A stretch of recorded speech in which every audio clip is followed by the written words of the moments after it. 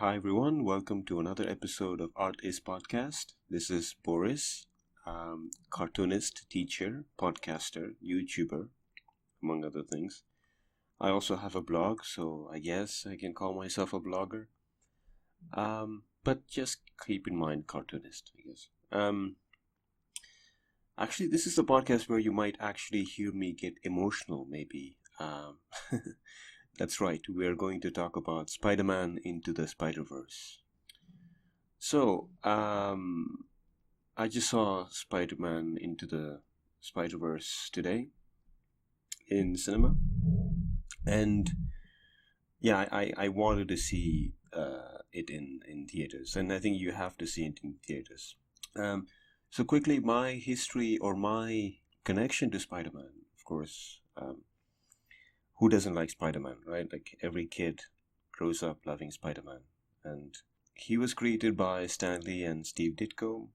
There are a lot of stories, but maybe we won't go into all the details. But just quickly, he was actually, for those who don't know, he was introduced. I think, if I'm not mistaken, the title of the series they were doing called Amazing Stories.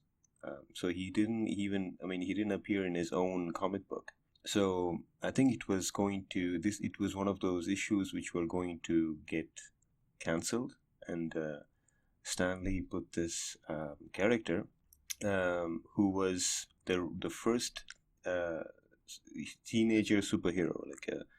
Usually the teenagers were sidekicks, and so the story, this is the story as it goes. I think Stan Lee had the idea and went to Jack Kirby, the comic book artist. I think he didn't like the way Jack Kirby drew Spider-Man because he drew him like a big, muscular man. And he went to Ditko, who actually came up with the design of Spider-Man that we know today. Actually, I think his design is one of those designs which is like timeless. So I'm not a big comics kid because I didn't grow up in US. I grew up in India, and I grew up loving everything which is visual, like cartoons, drawings, and like anything which was sort of drawn, which I could identify as something, just because I love drawing. I guess when it comes to movies, of course, I think the Spider-Man, the first movie by Sam Raimi, was the movie. I think all the success of superhero movies have owe to that. Some would say Blade before that, but in terms of mainstream recognition, I think Spider-Man paved the way for the other superheroes. But this Spider-Man doesn't have only Peter Parker. It also has a lot of different Spider-Man or Spider-Women, for that matter. So a little background from what I've been able to gather about Spider-Man, the Miles Morales Spider-Man. Actually, this is not spoilers, but there's a little Easter egg. There are a lot of Easter eggs, of course, but for those who love comics and the Spider-Man universe. So I follow Kevin Smith and Mark Bernardin. They do a podcast called Fat Man Beyond, which I love. They talk about, basically they do what I do here, but it's just they go, they talk about all the things that are going on in the geek world, cinema, comics, video games, not video games, but yeah. And Mark Bernardin, he's a journalist. He has written for TV and so on, and he has suggested why can't Spider-Man be black, or from a minority, or can his ethnicity could be, or he could be from a minority group. And I think he got and he talked about it. I think he got a lot of hate for that. And then Brian Michael Bendis, who created the character of Miles Morales, actually he created it not to just to show that we can have a different Spider-Man, but he wanted a Spider-Man which his adopted kids could look up to, I guess. Um, like when in the movie, Miles goes to see his uncle Aaron, played by Mahershala Ali. On the TV screen, you can see he's watching Donald Glover with the Spider-Man pajamas, waking up in one of the scenes in Community. Because like everybody was asking, like waiting for him to be the next Spider-Man. Um, and if I'm not mistaken, I think he voiced the the audience wanted it so much, I think, that he got to voice Spider-Man for one of the animated series. Um, so, do you remember when I did my podcast on Aquaman, where I split my points into good ones, bad ones, and mixed ones? Well, this time it's all good. I mean, I just watched the movie like I don't know, like 5 hours ago, and I can't seem to point out a boring part of the movie. It's really, I mean, I have to say, like, this is the best Spider-Man movie for me, like all combined, live action and, well, live action. There wasn't any Spider-Man animated movie, was there? Like, I don't know, like I don't remember any Spider-Man movie. So just to get this out of the way, I hate to bring the mood down by going a little tiny bit political, but I have to do this because this supports my theory. In the last podcast, I talked about the fact that I hate how there are studios or creators who are being forced to include diverse characters for the sake of representation into movies, series, and so on. Um, I I argue that instead of changing the characters into a minority, should create a new one, and this is what happened when Brian Michael Bendis created Miles Morales as Spider-Man, and so, and you can see like that the you can feel that the it doesn't feel forced; it feels natural. A kid who would come from that neighborhood, from that environment, will be like that. And yeah, so that was it. That was the what I was referring to as the tiny political part. That wasn't so bad, was it? And that was the hard part. So the movie is brilliantly directed by Bob Persichetti, Peter Ramsey, and Rodney Rothman. To be honest, I didn't know them. I quickly checked on IMDb. I think they were in the art department, so you could I mean, now I understand why the the movie is so rich in, like, visually rich and like super enjoyable. And I think these guys grew up really loving the source material, especially loving the storytelling form of comics, and you can see it.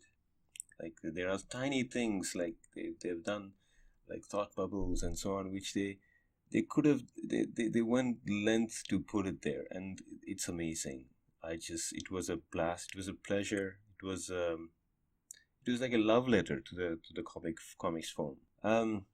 So from this point on, this podcast is for people who have watched and enjoyed as much as me, if not more, because I'm going to spoil the movie. So go watch it. I wish I could go watch it again. And you don't need to know what happens in the comics to understand this movie, just so you know. So yeah, so let's get into the spoiler zone. So, and speaking of the father and son relationship, because I was mentioning like Brian Michael Bendis as a father created the character. Oh my god, like the relationship between father and son in the movie, I got glassy eyed. I got choked up in a lot of scenes between him and his father, and him and his uncle. Like, is who like played by Marshall Ali, like, who plays his surrogate father. Um, I mean, I know how people understand what they want to understand, but those poignant lines, like when his uncle Aaron says, "You're on your way, just keep doing it." I mean, it felt like, he was talking to me, like, when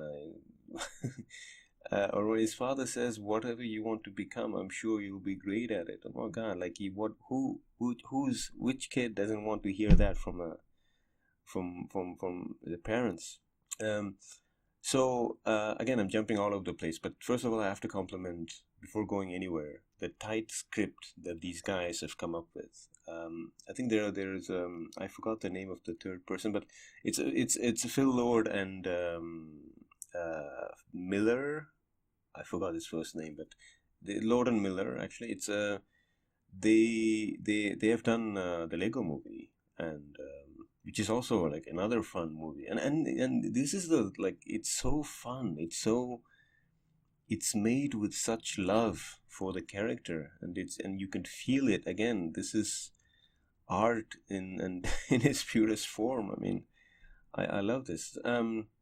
So and the script is tight. Like I said, I can't find a moment where it was boring. Like everything is like really like selected and wonderfully directed. But the other thing that this movie was like I said, was made with love, and like after watching the movie, I was in a really good mood. I mean, I'm still in a really good mood, and the visuals are great. Like I said, like these guys, the directors seem to be coming from the art background, like they were art directors or in the art team for other animated movies, and you could see it. And of course, the music is amazing. I need to find the name of the music director just to give him, because I'm just as I'm speaking this, I usually don't do this during the podcast, but I'm just going through, of course, the music by Daniel Pemberton. um, it's yeah, it's amazing, like, and of course the songs they've selected, it's like it's really great. And as an artist, I love the graphics, the visual storytelling, as I said, the use of comic book captions, thought bubbles. There surely are bigger comic book fans than me, because I didn't grow up with comics, like I said, but I came into the comics really late.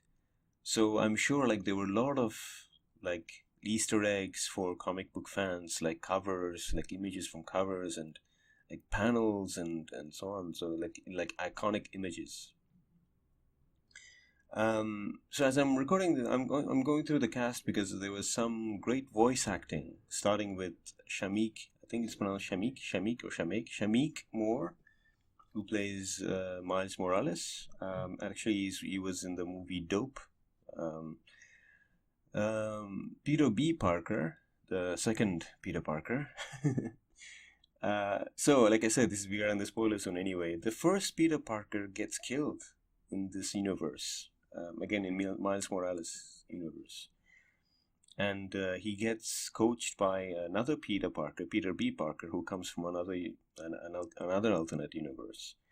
And the first Peter Parker is voiced by Chris Pine, and there is a really emotional moment that, he, like, there's a moment where like there's like an explosion happens and Kingpin is on his way, and like like they are all under like some like rubble, and like, I think he knows he will die, but because he's this kid and he doesn't want to scare him, he says like, I'm okay, kid, and he says like, don't wear a mask, like don't trust anyone, like he has everyone in his pocket, and it's like, oh, it's so good.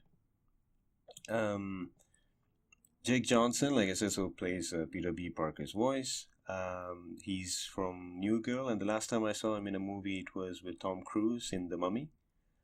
Haley Steinfeld plays Gwen Stacy. There are like good, like legit funny scenes with Gwen Stacy and Miles Morales in this one. Of course, like I mentioned earlier, Uncle Aaron is played by Mahershala Ali. He's having a great year, by the way. Of course, he was in Luke Cage. He won the Oscar for Moonlight. He was in, I mean, of course, Moonlight was a long time. But what I'm saying is that he's getting like really great projects. Like he was in Green Book, which I think might have some Oscar buzz around it for this year. He's in Alita: Battle Angel, which I'm eager to see. Of course, that's the next movie on my list. And he's in True Detective season 3, which looks great. By the way, I just saw the trailer. For Jefferson Davis, Miles Morales' dad is played by Brian Tyree Henry. Lila Tomlin plays Aunt May, who's like really great. like Luna Roran Velez. She plays Rio Morales. So again, I've not read Miles Morales' comics, and it seems that I think his father is like a stepfather, but they don't have they have a really great relationship, like, because usually, like in movies or in, like, usually the stepfather is very distant, or the kids don't like the stepfather or the stepmother. So, but this one is like, there's a really great I was going to say chemistry. There's a really great relationship between them. Zoe Kravitz plays Mary Jane. John Mulaney plays Spider-Ham. That was fun. He was. I was this one, like, I was when I was listening to it, I was like, this. I've heard this voice somewhere, and it was fun to finally reveal, like, to myself, through the magic of IMDb, of course, the voice cast. And Kimiko Glenn, I don't know her. She plays Penny Parker, the girl with the Spider-Man robot. And this one was Spider-Man Noir was played by Nicolas Cage, and this one I knew immediately when he started working, because it's because I watched Vampire's Kiss recently, and by the way, I want to do a podcast about that, but I want to I want to talk about that. Anyway, he's great. Like, I mean, Nicolas Cage, he's like a cult actor. we love him. Catherine Hahn plays Doc Ock, and that character was also really great. Liev Schreiber plays Wilson Fisk. And Wilson Fisk's character also has really great depth. He has real motivation, and he's really well played, I think. So, and the charming Chris Pine as Peter Parker. I mean, that's just amazing. This movie juggles, like, character arcs like it's nobody's business. Like, I mean, this is masterclass in writing. Like, you see what the main characters go through. I mean, not all characters. Like, for example, Peter Porker doesn't really have a character arc. Like, he doesn't change or he doesn't learn anything new. But if you take the Gwen Stacy, like, because in the universe, Gwen Stacy's universe, it's actually her best friend Peter Parker who dies in her hands. Like, so, and then she just became this girl who just closed all relationship with the world, and she said, like, she wasn't really comfortable having friends, and at the end, they decide, Miles Morales and Gwen Stacy decide to become friends, and that's amazing.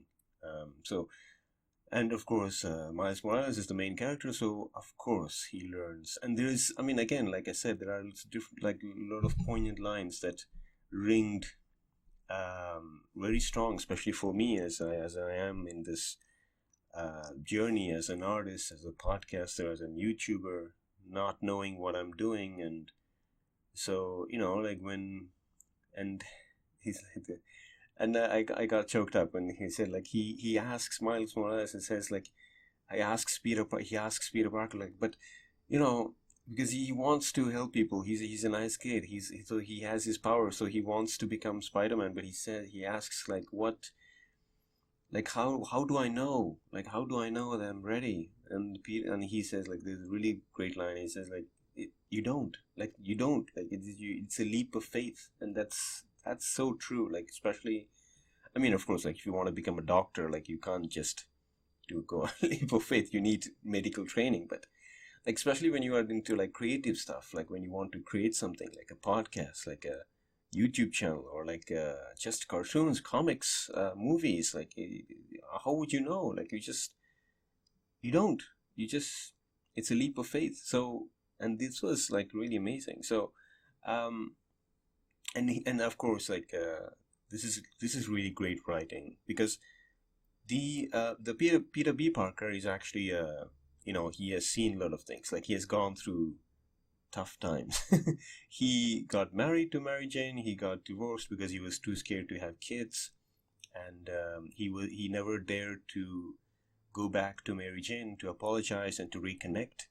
So he also was carrying some baggage, right? So, and he was like, how do I know that I'm ready, especially for, like, because that's another big step in life. And Miles says the same dialogue back to him. You don't. It's a leap of faith. So, yeah, a lot of big things. I think, I don't know who said it, but they say that the biggest decisions are taken in like 10 seconds or something in that period of time. I don't know how scientifically or accurate that is, but um, it's, I mean, especially like I said, again, if it's something that you want to do creatively, just start. Like, find people, like, and speak out, because if you speak, the this is going to sound really because I'm in a good mood. So if you speak out, the universe will speak back to you. It will respond, and you just have to be prepared. Like, if you want to be a writer, just write something and have something finished. If you want to become a comic book artist, just do comics and then have something finished. Like, yeah, if you want to become a filmmaker, just make movies with your friends that shoot things. Um, Again, as you can see, I'm in a really good mood. This is a really great movie. I want to go see it again. I think before, I hope I'll be able to go see it again. Again, I recommend, of course, if you haven't watched this movie and you've been listening to this, like, I've probably spoiled. I mean, no, I've not spoiled it. Like, it's one of the truly unique experiences. Like, I can't remember the last time I felt like this in a movie. Like, it was so genuine. It was so honest. It was so made with love. Okay, I can go on on about this, but I just wanted to end this by saying thank you very much for listening. So my name is Boris, like I said, cartoonist, teacher, podcaster, YouTuber. You can find other stuff I do. I put them usually in the description below. I write blogs. My blog website is sketchmanboris.wordpress.com. My Instagram, where I post regularly. By the way, after watching this movie, I was so pumped that I made a digital art of Miles Morales, Spider-Man. I just uploaded it before recording this podcast. It's My Instagram account is at sketchman_boris, where you can find all my whatever I do. I usually put snippets in there, like previews and stuff. Of course, I have Movie Messenger, YouTube channel, Sketchman Boris, which is another YouTube channel where I do drawing tutorials. And did I forget something? No, I think that's it. And I'll also put the links to my webcomics on Webtoons applications and websites. So I hope you've enjoyed. I hope you've enjoyed the movie as much as I did. I hope you enjoyed my podcast as you enjoyed the movie. I mean, come on, that movie is great. So until next time, this is Boris, Movie Messenger, and this is the Art Is Podcast. See you next time.